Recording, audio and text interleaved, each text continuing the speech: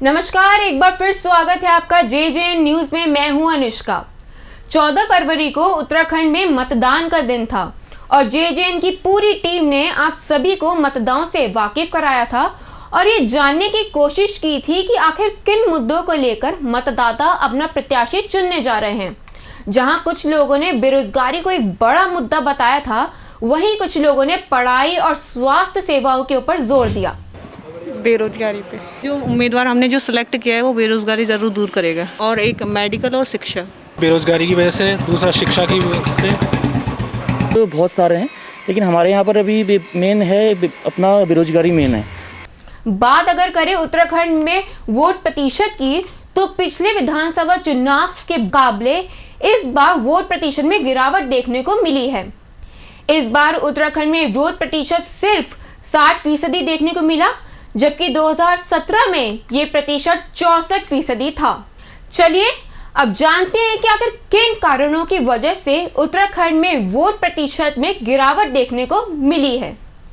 शुरुआत करें हरिद्वार से, तो 2022 की विधानसभा चुनाव में हरिद्वार मतदान में सबसे आगे रहा। यहाँ कुल 68.37% लोगों ने अपने महत्वपूर्ण मत का इस्तेमाल किया। हरिद्वार जो एक धार्मिक स्थल के तौर पे भी माना जाता है, वो उत्तराखंड के गढ़वाल मंडल में आता है और यहाँ 64% मतदाता मुस्लिम और माइनॉरिटी वर्ग में आते हैं। एक और अहम कारण ये भी हो सकता है कि उत्तराखंड की राजनीति में अपर कास्ट हमेशा से ही वोट्स में हावी होते देखी गई है। उत्तराखंड में 22% SC और ST वोटर्स हैं और जबकि 85% मतदाता हिंदू हैं, जिनमें से 60% ठाकुर और ब्राह्मण हैं। आपको बता दें कि ये उत्तराखंड में सबसे ज्यादा सर्विस मतदाता पाए जाते हैं, जिनमें से ज्यादा लोग भारतीय सेना में भर्ती हैं।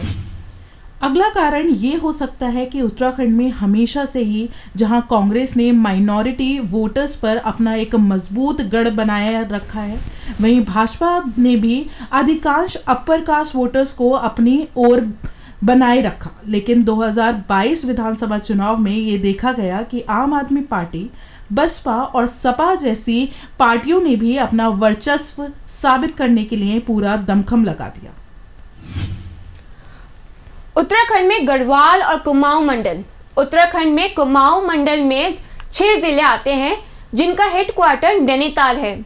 वहीं गढ़वाल में 7 जिले हैं, जिनका हेडक्वार्टर पौड़ी गढ़वाल है। कुमाऊं और गढ़वाल मंडल के वोट प्रतिशत कुछ इस प्रकार से है।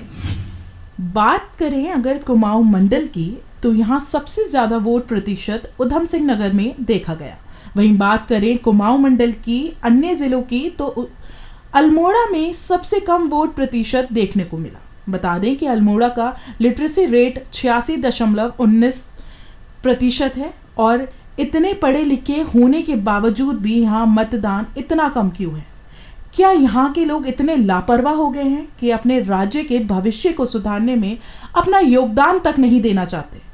जहाँ एक और अल्मोड़ा में बस 50% लोगों ने ही मतदान किया है, तो वहीं हरिद्वार के अधिकांश लोगों ने अपने मौलिक अधिकार का बखूबी इस्तेमाल किया। आखिर में हम आपसे यही कहेंगे कि मतदान करना एक नागरिक का मौलिक अधिकार है और एक जागरूक नागरिक होने के चलते आपको मतदान अवश्य करना चाहिए। आपका एकमात्र वोट उत्तराखंड और देश को विकास की ओर बढ़ा कर सकता है। इसी के साथ मैं अपने शब्दों को विश्राम दूंगी और ये थी JJN की उत्तराखंड वोटिंग एनालिसिस के ऊपर एक स्पेशल रिपोर्ट। ऐसे ही देखते रहिए JJN न्यूज।